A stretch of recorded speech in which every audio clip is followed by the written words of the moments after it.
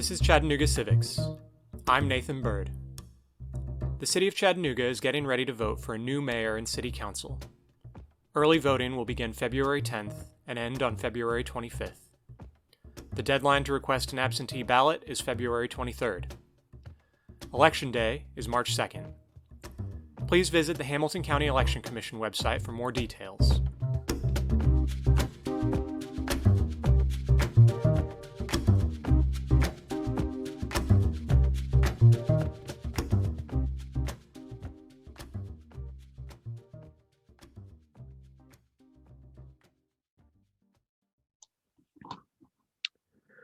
All right, I'm here with Jenny Hill. She is running for City Council in District 2. And Jenny, if you could just tell us a little bit about yourself and about your district. Happy to. Hi, everybody. Thanks, Nathan, for putting this together. It's really tremendous that people are starting to pay closer attention to local politics, and also that you have created this resource so that people have more access to it. So my name is Jenny Hill, and I am a 42-year-old mother of two teenagers, a 16-year-old and a 13-year-old. My husband and I live with our family in North Chattanooga. We started a company 19 years ago called Paper Cut Interactive. We do web development and digital marketing, often for large companies, including Rock City and Siskin Hospital, a lot of the brands that make Chattanooga a pretty special place. So as a business owner, I have an entrepreneur, I have a good head on my shoulders. I don't spend more money than I've got, and I'm good at setting priorities. And that has served me well in terms of business, but also as I have moved into the realm of volunteering and then ultimately this space of public service in elected office. Great. And what do you see as the main issues in your district in particular that you're trying to address? So District 2 goes from the Northgate Mall area all the way to the North Shore. It is a diverse, practical, hardworking district, and it has some challenges that I think are shared by the entire city and some that are unique to District 2. So as I talk with voters, the number one challenge that folks face relates to infrastructure. We have got to really make a priority of having a strong city. District 2 is struggling with our roads. In many places, they're in great disrepair. They also serve as the spine for the northern end of the city, Hickson Pike and Norcross in particular. And those roads are very unsafe for pedestrians. So that's something that people continue to elevate as I talk with them. Also, District 2 struggles with stormwater and wastewater management because we are, in particular in the North Chattanooga area, we are growing at a rapid pace, and development is occurring all over and on lots that for decades have been fully wooded.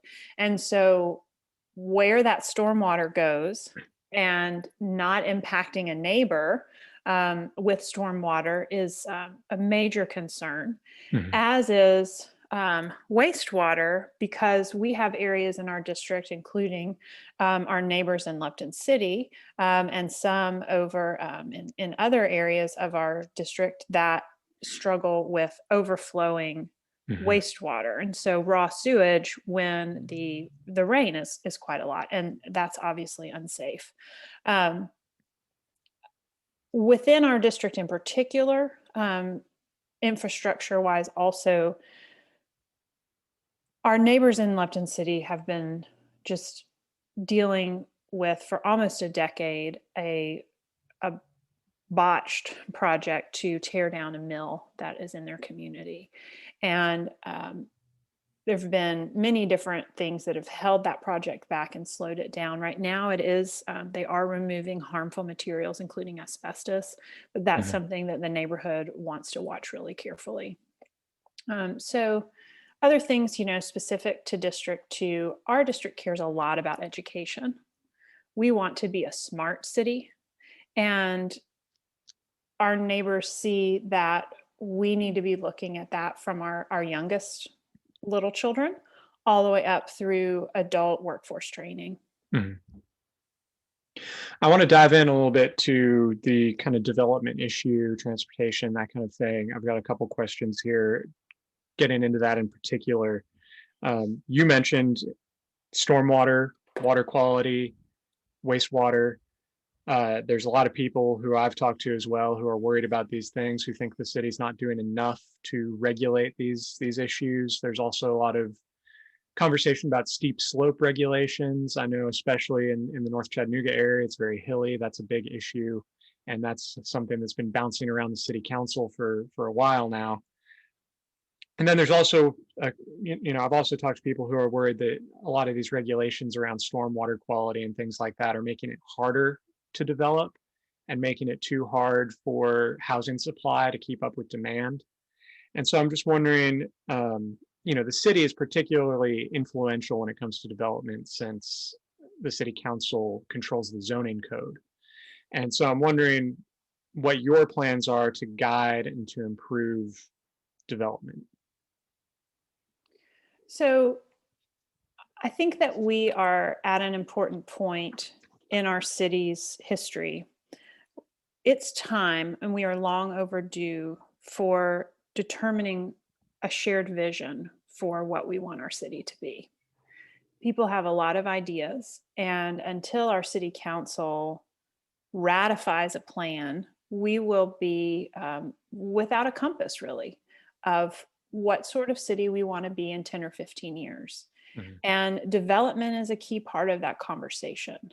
As I talk to people who live in our neighborhoods all across District 2, and this is from, North Chattanooga to Stewart Heights to Cloverdale, people want to maintain the character of their neighborhoods. They're definitely concerned about the aesthetics of their communities. They do want their housing values to continue to go up, but they also want to be able to live in the neighborhoods they love. And sometimes that means that rising costs can make that unattainable. Um, on the other side, rising costs can also make it difficult to move into a neighborhood that you'd very much like to live in.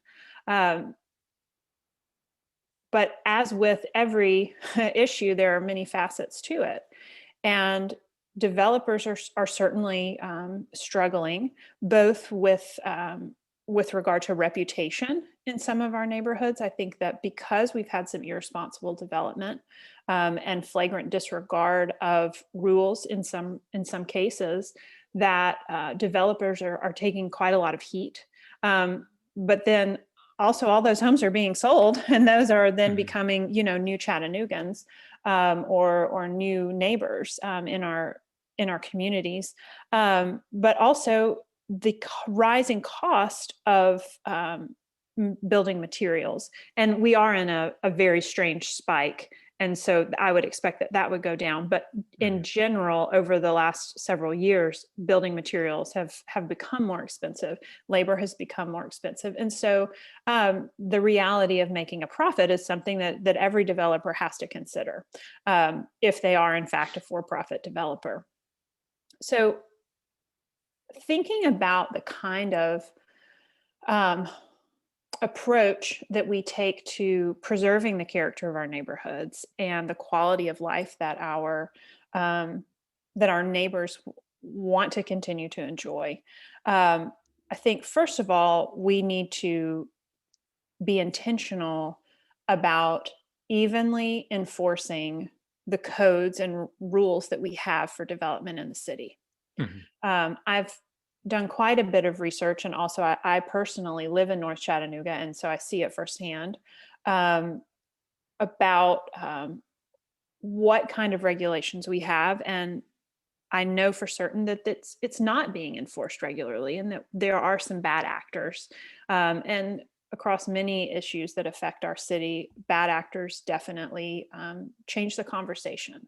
So let's start by doing what we said we're going to do and holding people accountable for what we've already said we want to hold them accountable for.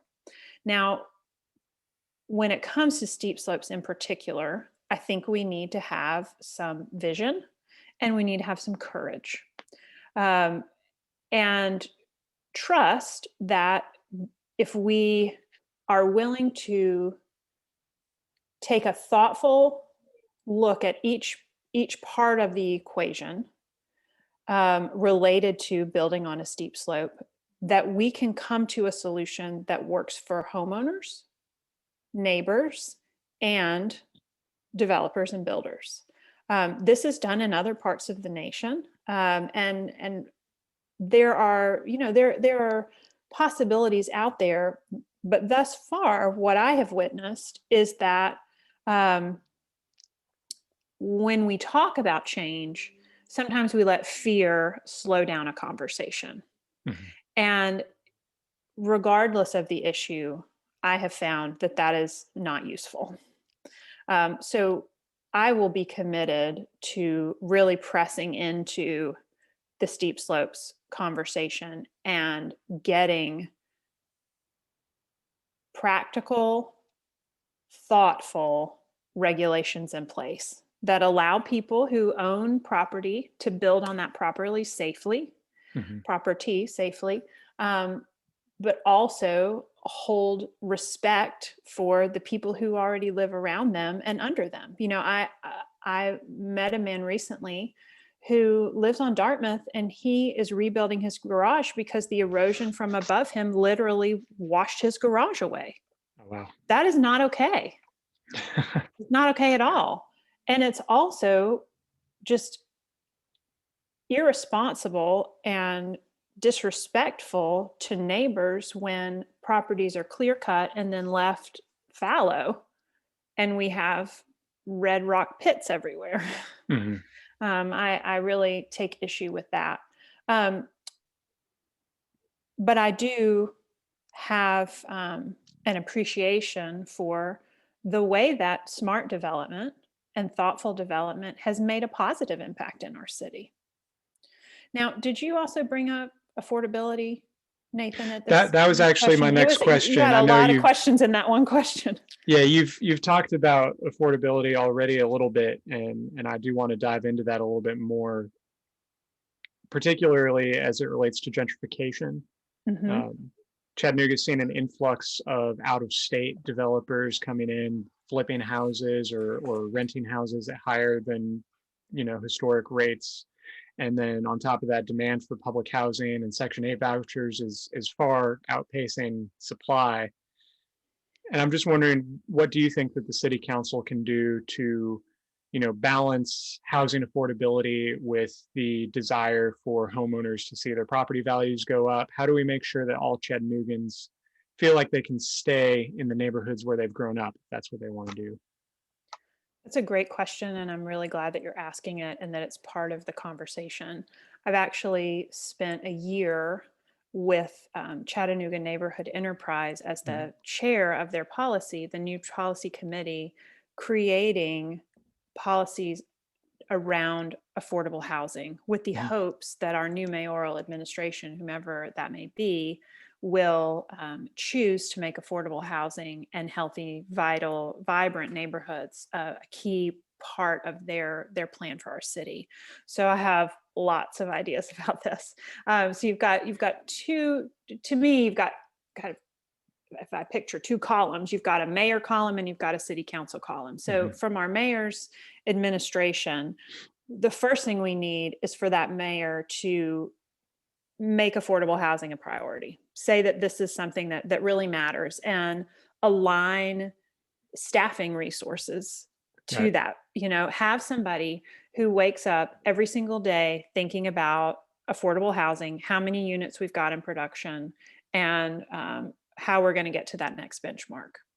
Also, when I even say the phrase affordable housing, I want to make clear that all of us want a home that we can afford. Okay.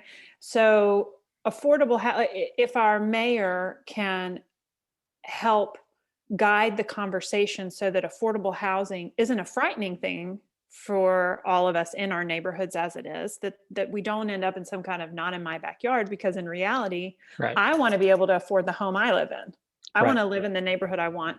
Affordable means different things to different people. So I would assert that a healthy, vibrant neighborhood is one that has many different types of housing, different sizes of housing, different configurations. And also, as Right. we think about Right. what is a neighborhood, is all of District 2 a neighborhood? No, it's probably better described as perhaps a combination of maybe 3 neighborhoods make up, Right. like large neighborhoods make up District 2. And within that, I think we'll be at our best when you can live in your neighborhood, you can work in your neighborhood. There are restaurants, there's stores where you can spend your money. There are parks, well-maintained outdoor spaces. That to me is all those things go together to make a neighborhood, not just a little subdivision. Right. So, um, so I could really go on about this. I'm sorry. Sorry, everybody. So I'll try to stay on topic a little bit better. But after that priority is made, there have been studies of our city already done about where we need to head and how we may choose to invest in creating more affordable housing and healthy neighborhoods in our city. And so I don't think we need to start from scratch. I think it would be great to use that report. It's called the Healthy Neighborhoods Report, and for the mayor to then implement policies and programs that focus on building neighborhood market strength, because we do have neighborhoods that are somewhat depressed. And what we don't want to do is to create affordable housing by way of neglecting our housing. Right. Right? You don't want to be able to afford the house because it's rotting.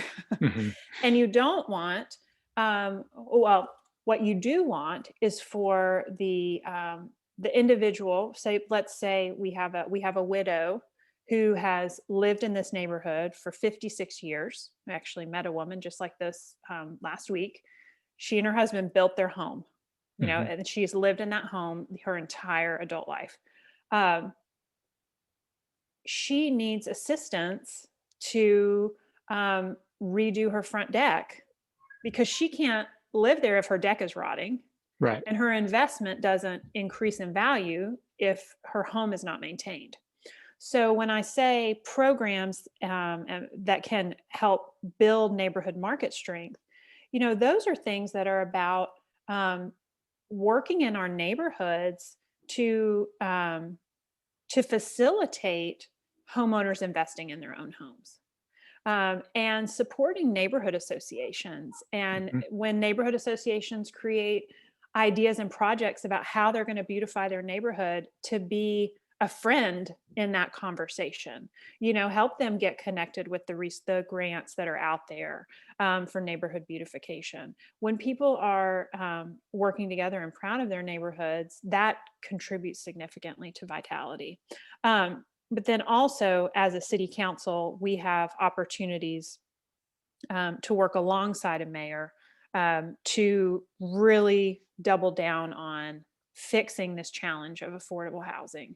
Our median home price at this point is at about $247,000, I think, right now. And this was before the real estate boom that has happened since the summer because of COVID, right? So at that point, if $247,000 is your median cost, you need to make about $31 an hour to be able to afford that home.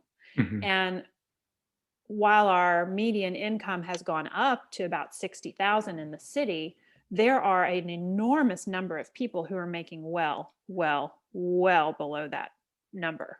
And I believe that a home, wherever you lay your head on a pillow, that can be a very strong foundation for your family. And so it's worth protecting. So that takes us back to figuring out what are the development practices and rules that we have in our city that are holding us back from building affordable housing. And so now that's part of that steep slopes conversation. It becomes part of that Right. conversation, right? This is a big old complicated problem.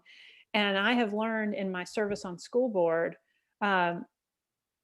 not to try to oversimplify complicated problems, right? Yeah. If we will commit to doing the hard work, and sometimes it's just horribly difficult, we will come out with a better solution on the other end. And when we get Right. a lot of input, and a diverse thought, we will get better solutions.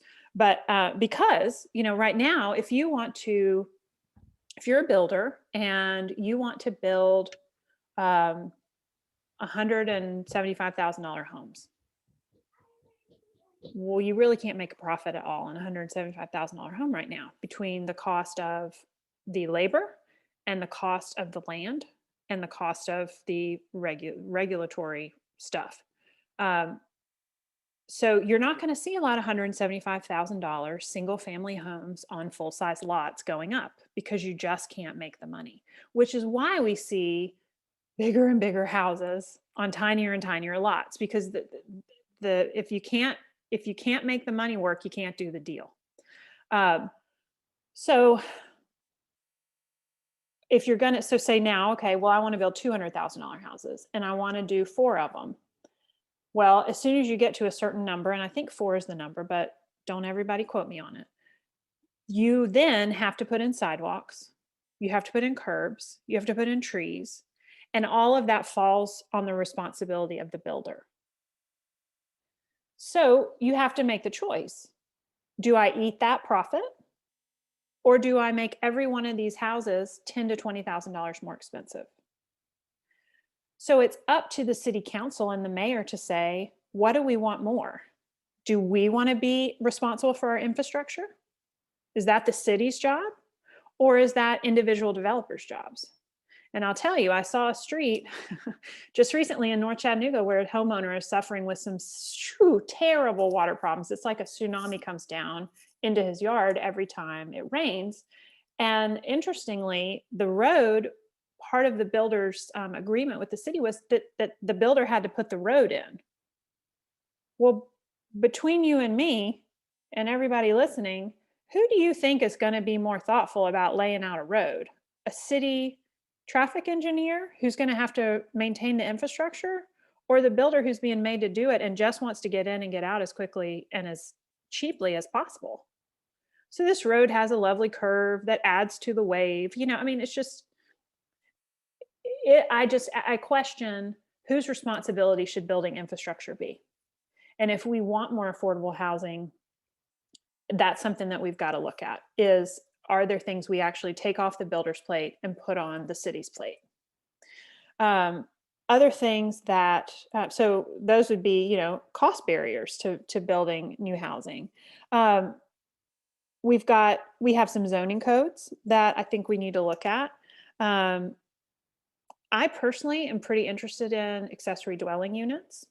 Those are small apartments typically that right now, they're ubiquitous in North Chattanooga. They were part of the vernacular of how we built homes. Right. So many garages that had little apartments above them. But over time, we've shifted fully to single family homes. And so I think it would be smart for us to look at accessory dwelling units as a way to add more housing stock at a lower cost. But the other thing that we've got to do, because frankly, affordable housing is very difficult to build in the private market at our lowest end of income.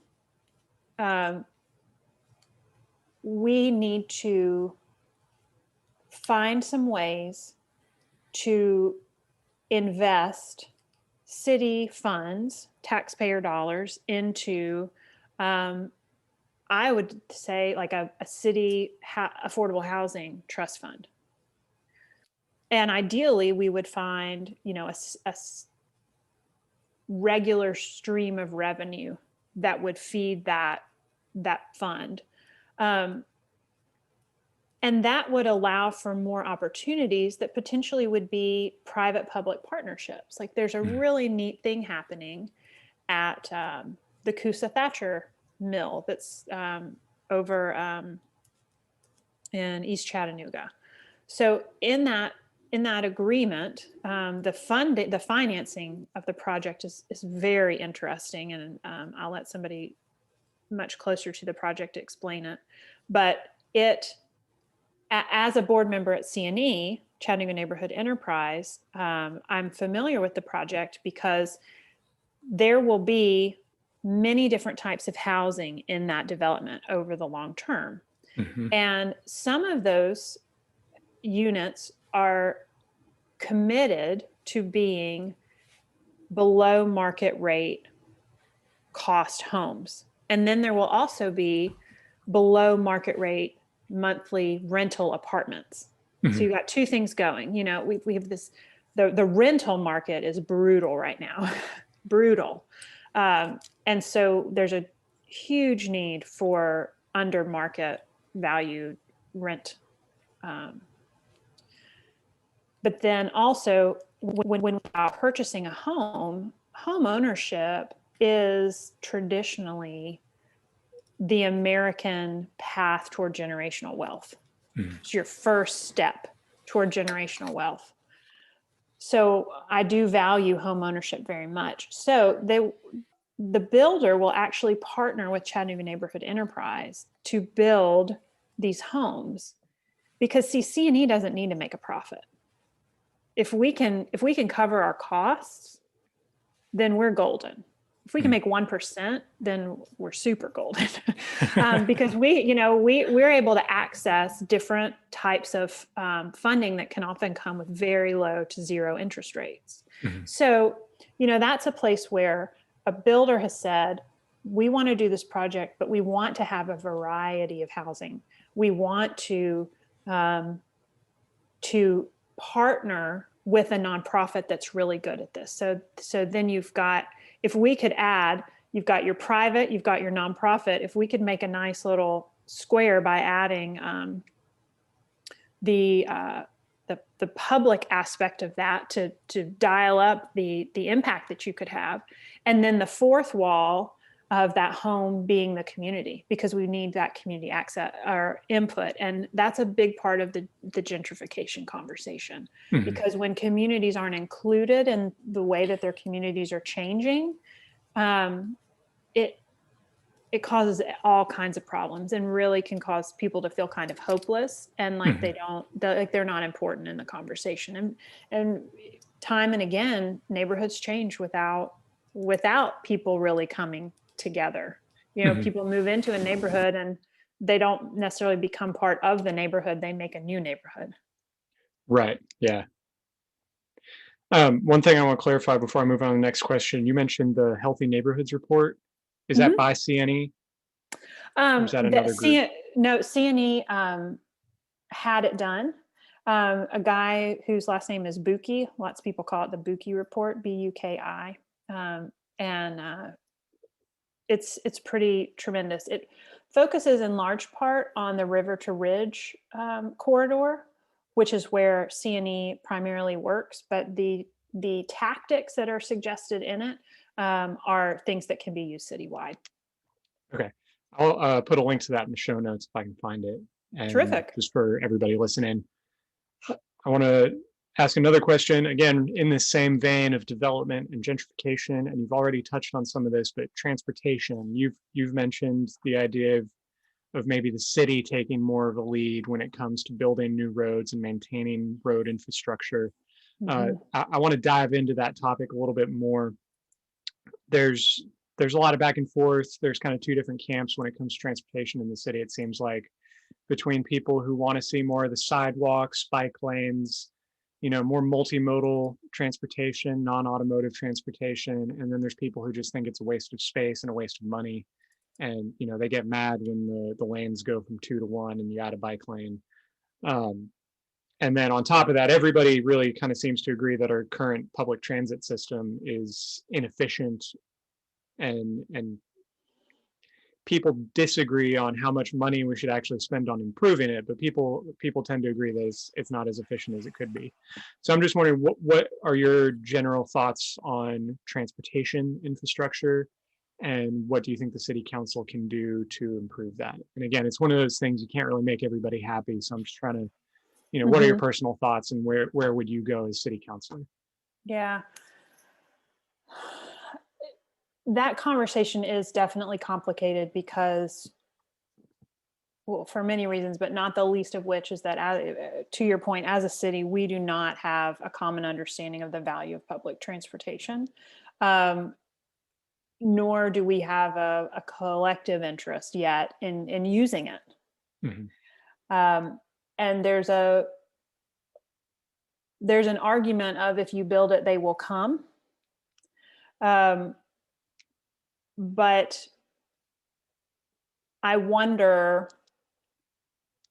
what the catalyst would be to cause people to begin to use public transportation, bike lanes, and sidewalks at a greater rate.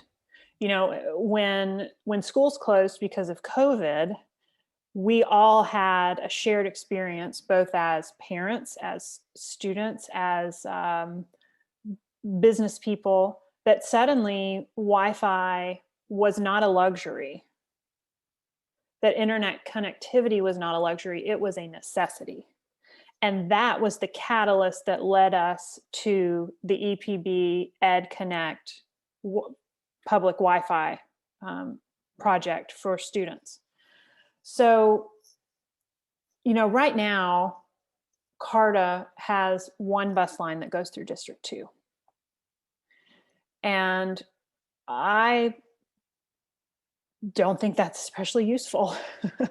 I think if there's been conversation about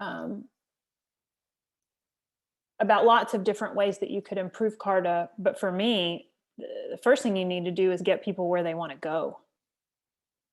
And if the closest that I can get is 1.5 miles from where I want to be, CARTA doesn't feel like a good option for a lot of people.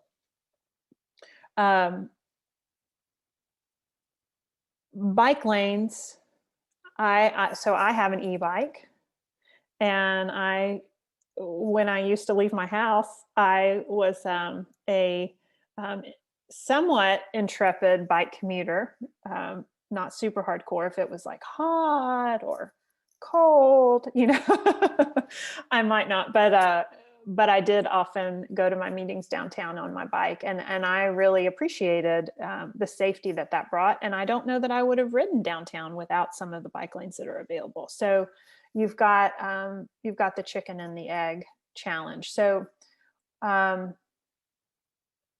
and boy, do I hear in our neighborhoods a lot of griping about bike lanes. Let me tell you, we are not in agreement on that. Sidewalks, people feel very strongly about. And the challenge, I think, with a sidewalk, similar in terms of expense to expanding public transportation. It's just, there's a very high price tag for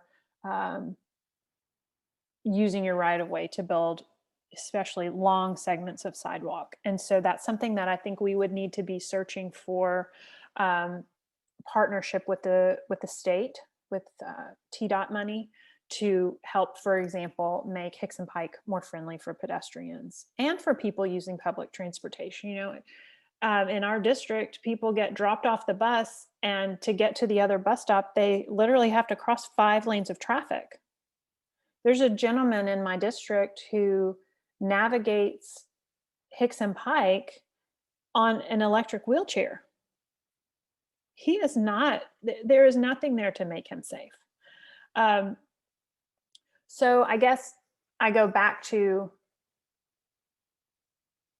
more voices in a conversation and finding a point where we have a critical mass of people who are truly interested in using this system.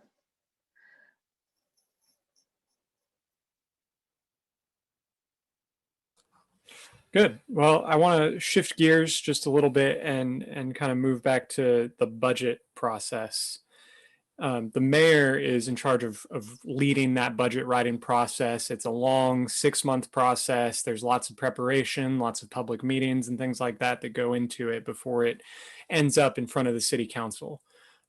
Historically, my own research has kind of shown that the city council has seemed reluctant to make any changes to the budget. The city council does have the power to amend or reject the budget, but it seems reluctant to use that authority, for better or for worse. I mean, there's good arguments to be made for using that authority or for deferring to the process in place.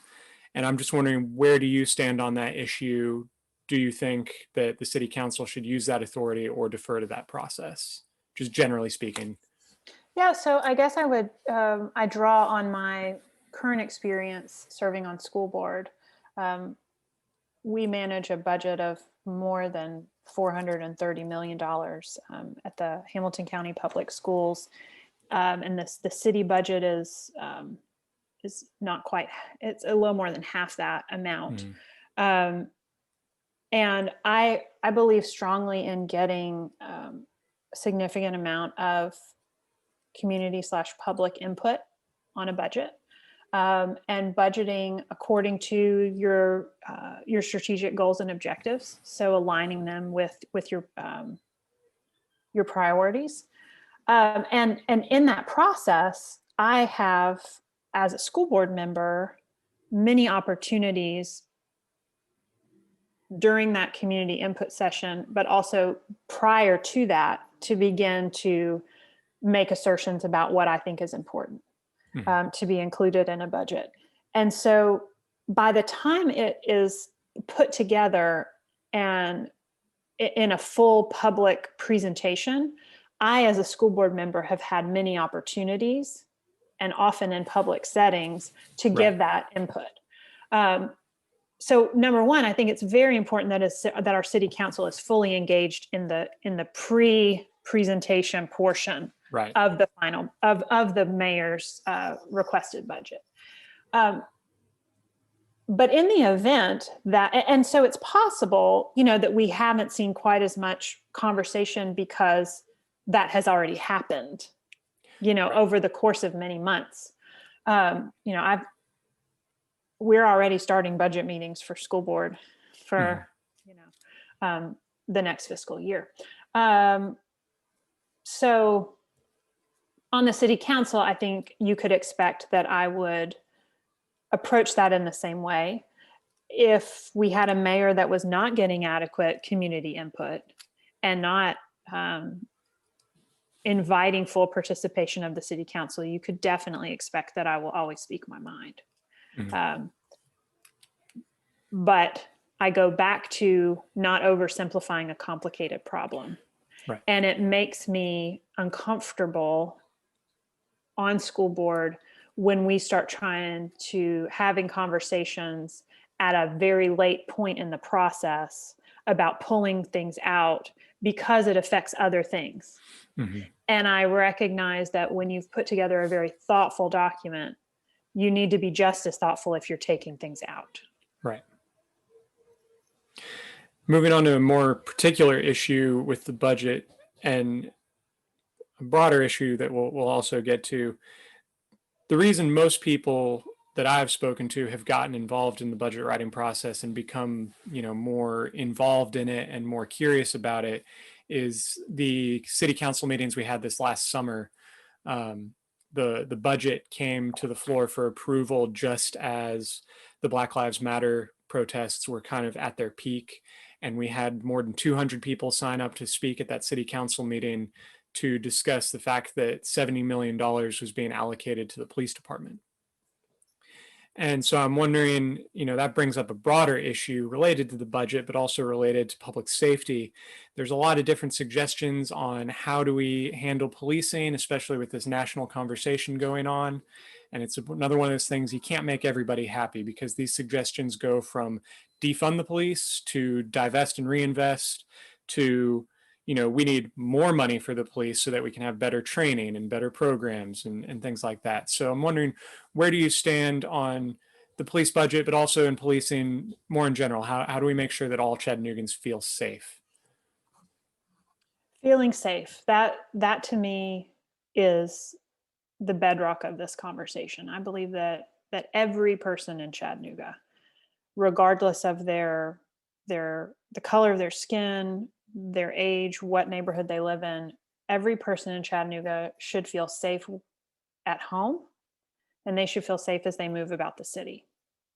And we've got to recognize that not everybody feels that way. And people feel unsafe for different reasons.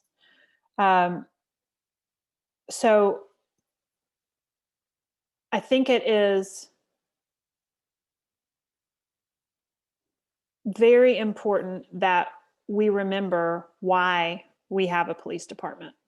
We have a police department to serve our citizens, right? And to maintain law and order and to keep us safe. So I am in full support of making sure that our first responders are paid fairly for the work that they do. They do a very hard and important job in our community. And at the same time, and in the spirit of not oversimplifying anything, I fully believe that we have to always be pressing toward improvement. And the reality is that we have citizens that do not feel safe, and some of them don't feel safe because they have a lived experience of feeling frightened of the police, and there's reason for that they feel that way, and we got to figure out why that's happening and fix it, because our police department exists to keep us all safe, everybody. And, in District 2, we have lots of neighbors who are really concerned about crime in their neighborhoods, who are tired of car break-ins, who are tired of drug dealers living next door. And that is important. So everybody. And I have been very challenged as my eyes have been opened over the last several years at how differently people's lives in Chattanooga are because of the different colors of their skin and the zip codes where they live. And I am not okay with it. And I have been doing work for years now to try to make that better. And it's a big part of why I want to be on city council. And it's also a big part of why I'm on school board. And probably worth noting that if I'm elected to city council, I intend to stay on school board. Another kind of public safety issue, talking about how different people are impacted depending on where they live. This can kind of get rolled into that. Chattanooga has been hit very hard by COVID in the past few months. And, hopefully the vaccine that's being rolled out by the time city council gets elected, the disease itself is not going to be as much of an issue. But there are a lot of small business impacts. There's a lot of people who are in danger of being evicted, whether it's because they lost their job or for whatever reason. So there's a lot of unprecedented economic impacts from COVID that we'll be trying to recover from. What do you think the city council can do to mitigate these impacts and make sure that Chattanooga can move forward and be a stronger city for it? We need to be very thoughtful about how we use the dollars that come from the federal government, and intentional about them benefiting our small businesses and our renters and who are facing eviction. I will say that the first round of funding, especially as it related to eviction, was very difficult to use. The regulations that surrounded it meant that a lot of people who were facing eviction did not qualify for the programs. So I do think we have to be pragmatic about barriers to entry versus the goal of stabilizing our city and stabilizing our families. It's heartbreaking to me that there are moms with little children that now have an eviction on their record. And that is a very terrible, it's a terrible thing to have happen on your financial record, to have an eviction noted there. But moms who lost their housing and have an eviction on their record, that we should have been able to help. Mm-hmm. And we couldn't, because of the way that all the hoops were misaligned. So I want, and we don't get to decide what the hoops are for federal dollars, but we sure as heck do for city dollars. And I'll tell you what, the city's dollars have been a little too tied up, in my opinion. So I would like for our dollars at the federal level, but also from our city and anything that could potentially flow from the state, for those programs to be meted out in a way that could have real impact. I mean, the PPP loans, that was legitimately helpful to a lot of businesses, not to our restaurants, unfortunately, in the way that it could have been.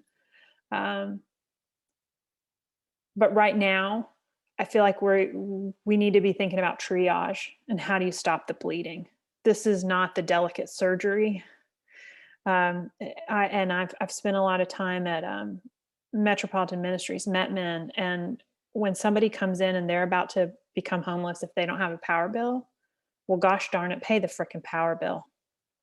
You know, if we can keep a family homed for $150, why would we spend $6,000 to evict them as a city just to help them find new housing? It's crazy to me.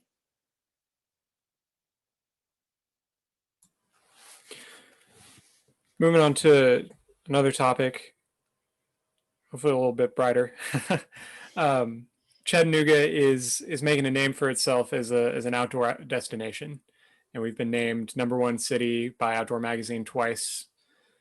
And there's a lot of good things that come with that, and there's also a lot of growth that comes with that needs to be properly managed. So I'm wondering what your thoughts are on this new reputation. How do we harness its potential, and how do we make sure we manage it properly and make sure that our city's outdoor resources are protected and used properly? I think it's pretty darn neat that we have this reputation. And I love getting to know the folks that it has lured to Chattanooga. Our new Chattanoogans, who have moved here because of the rock climbing, because of the water, the mountains, the trails, they're really cool people. And I think they help change our conversation about that vision for our city. So taking care of our natural resources is something that needs to be top of mind, and not something that we don't worry about because it's too time consuming, or I'm trying to think of all the excuses, that people come up with for why shouldn't I do the right good thing. Those need to get tossed to the side. Also,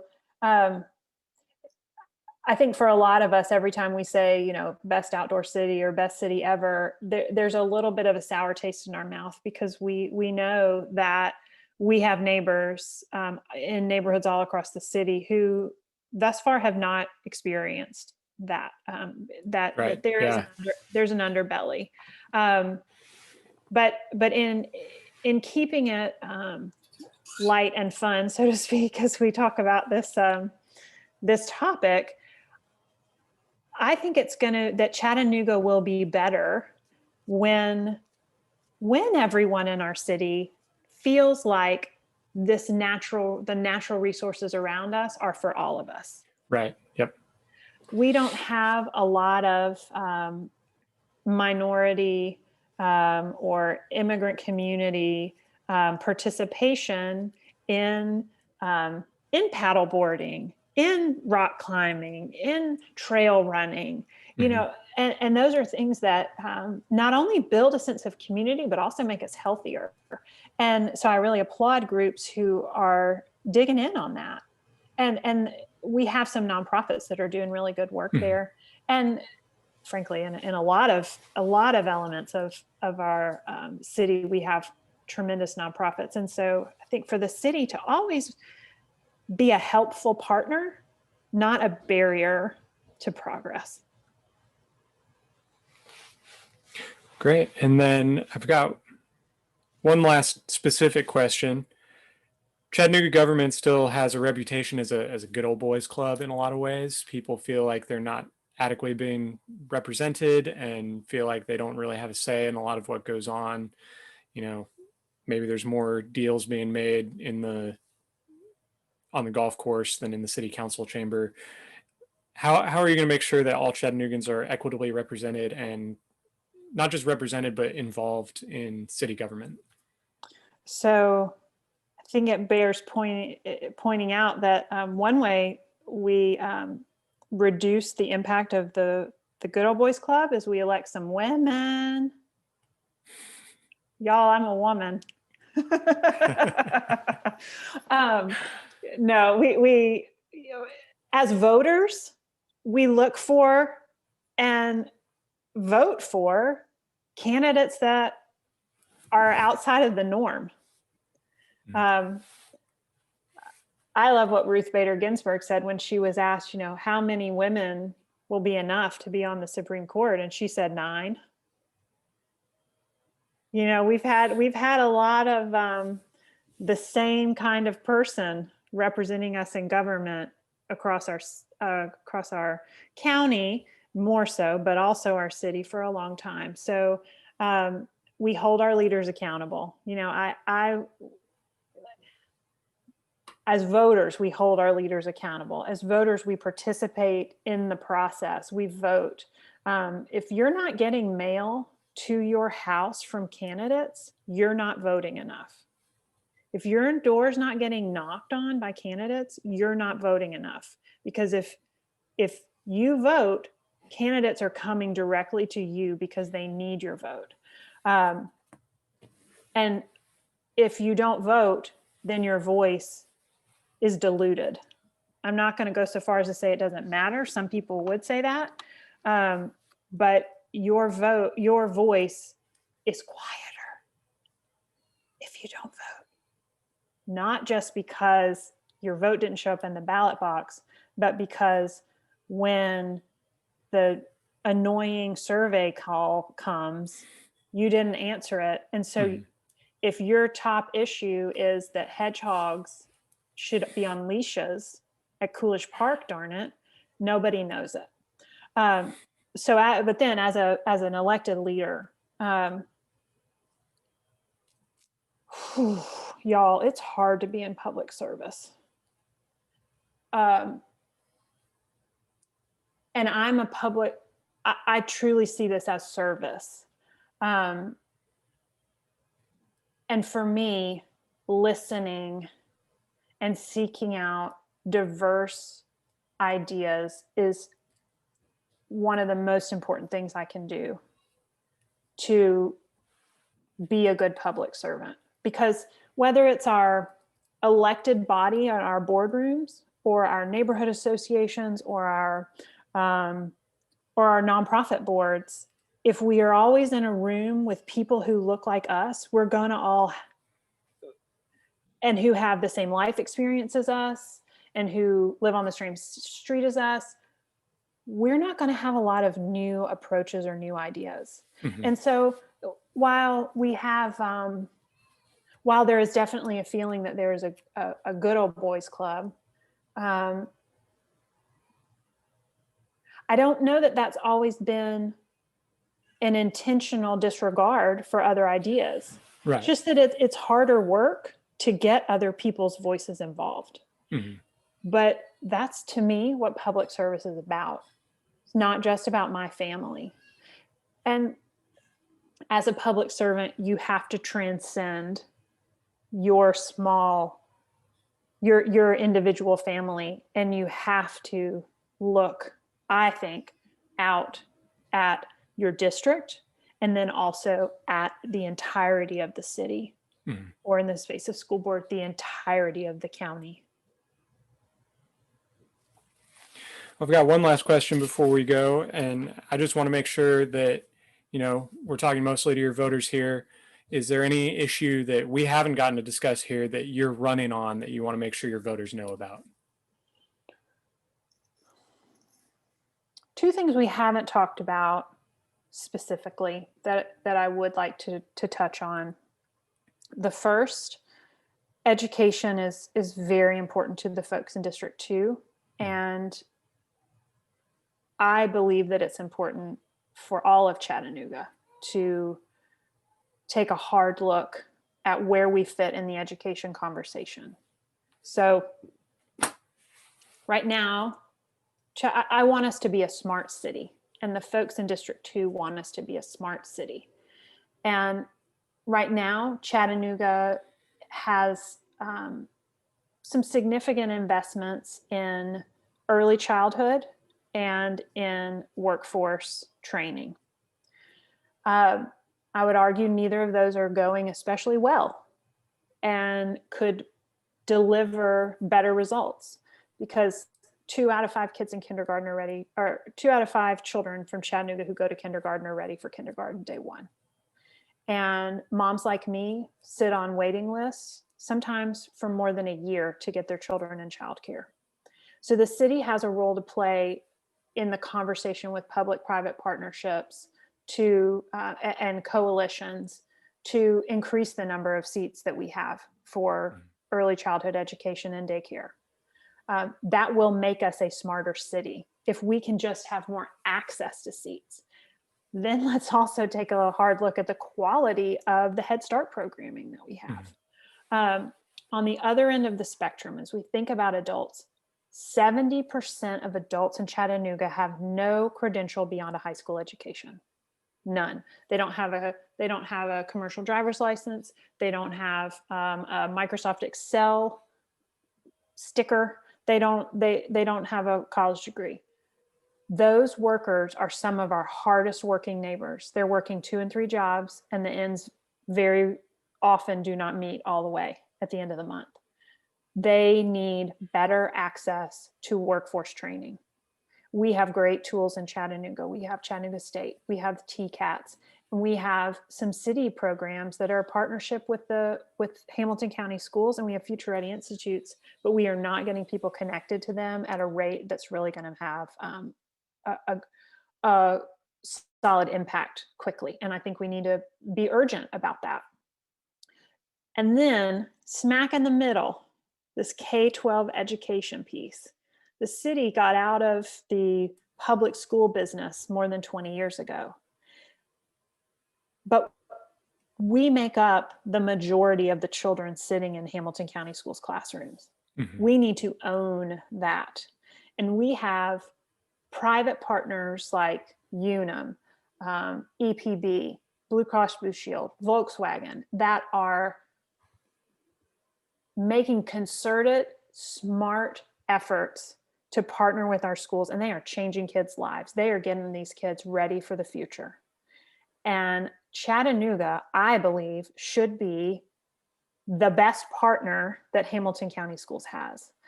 That could look like many different things, not the least of which would be getting, plugged in with that future ready conversation, because Chattanooga, even as a city, has a lot of needs for workers that they can't fill.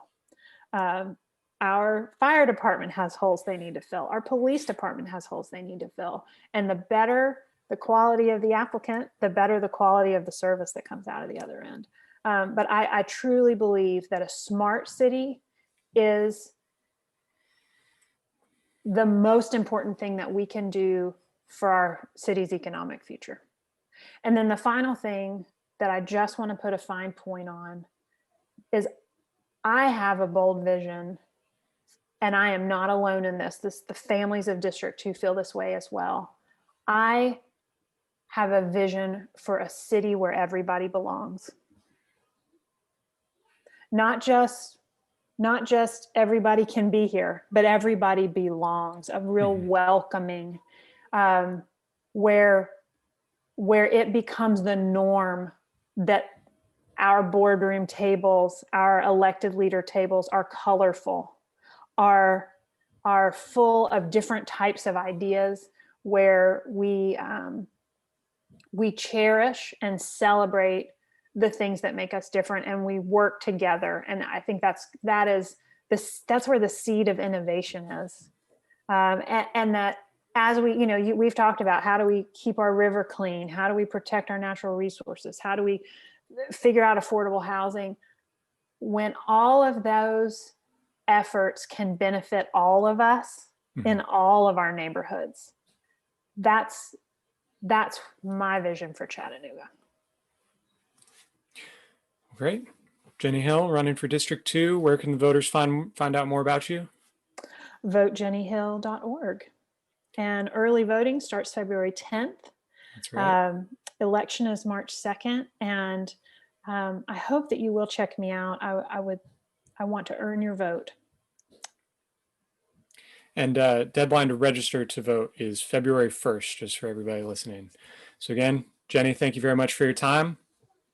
Good luck in March. My pleasure. Thanks for doing this.